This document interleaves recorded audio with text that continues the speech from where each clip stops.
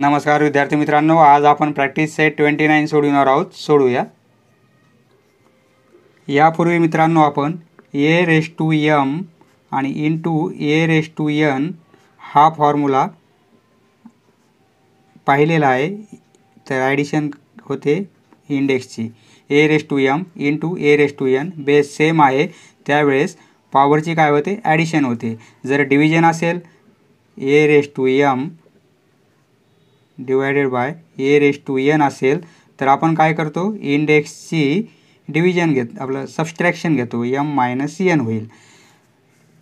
यावर आपण प्रॉब्लेम सोडवलेले आहेत. आणि हे पण माहिती आहे आपणास, कोणत्याही संख्येचा पॉवर जर 1 असेल तर त्याचा आन्सर 30 संख्या येते, म्हणजे a raise to 1 equal to a.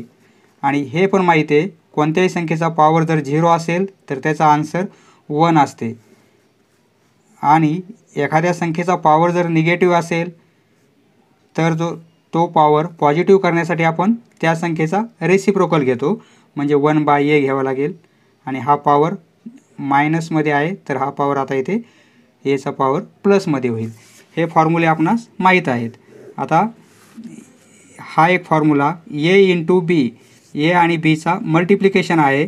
आणि दोघांचा ब्रॅकेट करून जर ब्रॅकेटचा एक पॉवर घेतला आपण m, तर याचा अर्थ असा होतो, हा पॉवर आपण सेपरेट करू शकतो. म्हणजे a raise to m sign multiplication आहे मध्ये, कोणतं साईन नाही म्हणजे, आणि b रेज टू m असं सेपरेट पॉवर घेऊन लिहू शकतो. हा एक फॉर्म्युला.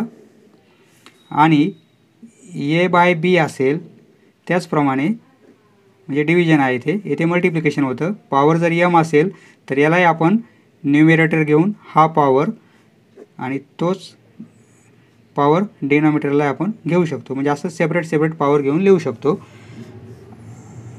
हा एक फॉर्म्युला एखाद्या संख्येचा पॉवर दिला असेल आणि त्या पॉवरचाही पॉवर दिला असेल, म्हणजे a रेज टू m दिले आणि याचा एक पॉवर दिला समजा n, तर याचा आन्सर आपण असं लिहिणार a m into n,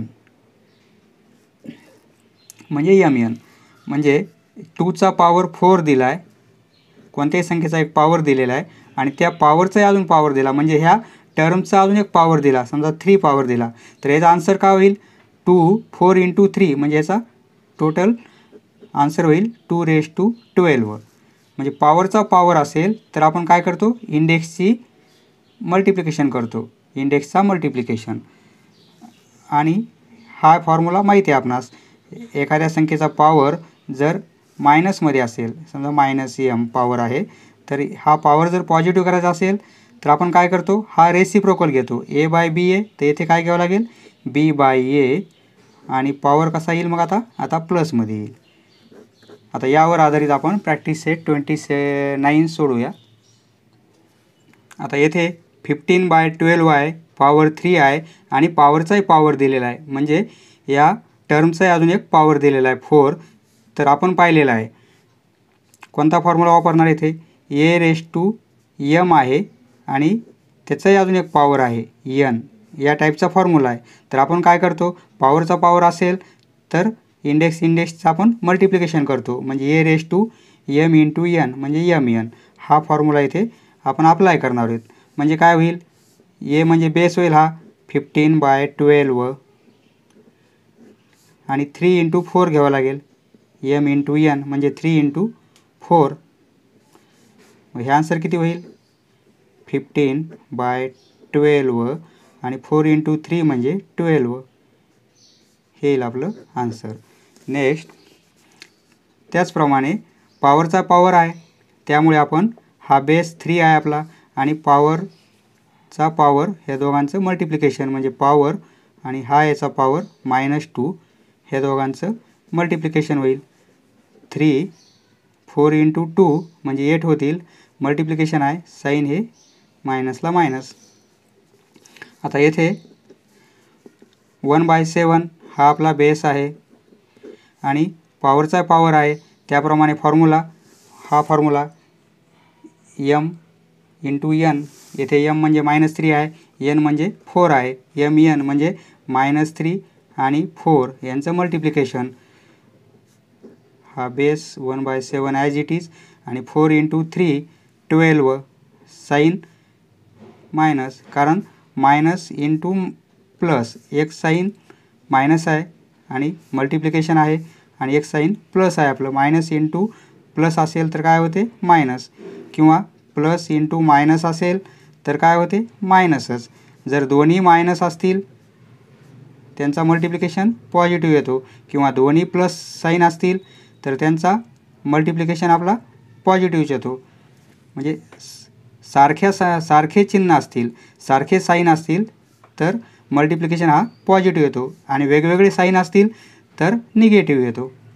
negative opposite sign, plus minus असेल तरी मायनस, किंवा मायनस प्लस असेल तरी मायनस मल्टिप्लिकेशनमध्ये. त्याप्रमाणे आता येथे बेस आपला 2/5 आहे, पॉवर एक 2 आहे आणि दुसरा पॉवर -3 आहे.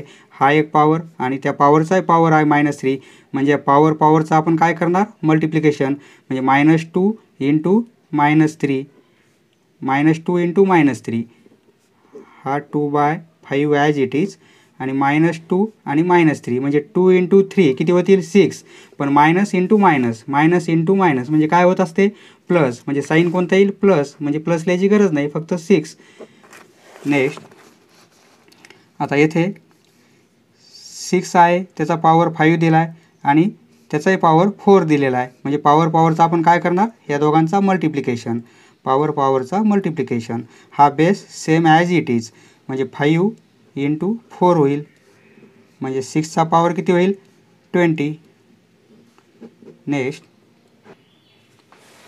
इक्वल टू, हा बेस आपला 6/7 आहे आणि पॉवर 5 आणि सेकंड पॉवर आहे आपला हा 2, 6/7 पॉवरचा मल्टिप्लिकेशन 10 होईल.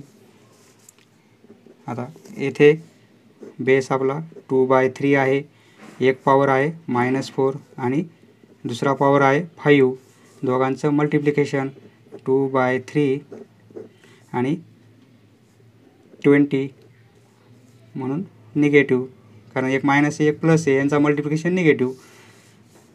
येथे 5/8, एक पॉवर 3 आहे आणि दुसरा पॉवर -2 आहे, यांचा मल्टिप्लिकेशन म्हणजे 5/8 आणि 3 इंटू 2 म्हणजे 6, साईन मायनसचं. आता येथे बेस आपला 3/4 आहे आणि पॉवर एकाचा 6 आहे आणि दुसरा पॉवर 1 आहे, 6 इंटू 1 म्हणजे 6च, 4, आणि पॉवर किती घेणार आपण 6. ओके. नेक्स्ट बेस आपला 2/5 आहे, एक पॉवर आहे -3 आणि दुसरा पॉवर आहे 2चा, पॉवरचा मल्टिप्लिकेशन म्हणजे 2/5 येईल आणि 3 इंटू 2 म्हणजे 6, आणि साईन येईल मायनसचं, कारण मायनस इंटू प्लस, एक प्लस आहे एक मायनस आहे, वेगवेगळे अपोजिट साईन आहेत म्हणून निगेटिव्ह. सेकंड क्वेश्चन मित्रांनो, इथे आपला दुसरा प्रश्न आहे, write the following numbers using positive indices. हे नंबर आपणास पॉझिटिव्ह इंडायसेस करून लिहायचे आहेत. सोडूया. येथे आपणास सर्वांचे पॉवर हे निगेटिव्ह दिलेले आहेत, -2, -5, -3 आणि -4. तर सर्वांचे पॉवर आपणास पॉझिटिव्ह करायचे आहेत. तर आपणास हा फॉर्म्युला माहीत आहे. हा फॉर्म्युला आपण a/b मायनस पॉवर असेल तर ह्या a/bचा आपण रेसिप्रोकल घेतो आणि पॉवर पॉझिटिव्ह लिहितो. त्याप्रमाणे फॉर्म्युला आपला a/b पॉवर जर निगेटिव्ह असेल, हा पॉवर पॉझिटिव्ह करायचा असेल तर ह्या a म्हणजे याचे b/a, हा a/bचा रेसिप्रोकल होईल आणि पॉवर आता मायनस न लिहिता आपण पॉझिटिव्ह लिहिणार आहोत. त्याप्रमाणे हे कसं होईल मग 2/7 आहे तर याला मग 7/2 लिहावं लागेल आणि पॉवर -2 आहे तर प्लस, हेच आन्सर येईल. तर येथे पॉवर निगेटिव्ह आहे, पॉझिटिव्ह करण्यासाठी 11/3 तर याला 3/11 म्हणजे डिनोमिनेटरला आपण न्यूमरेटर करणार आणि न्यूमरेटरला आपण डिनोमिनेटर करणार आणि पॉवर प्लस घेणार.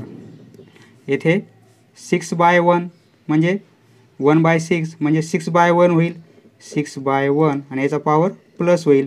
6/1 म्हणजे काय? 6/1 म्हणजे 6च, कारण कोणत्याही संख्येचा डिनोमिनेटर 1 असेल तर ती संख्या आपण लिहितो, नाही लिहिलं तरी पॉवर आपलं डिनोमिनेटर चालेल.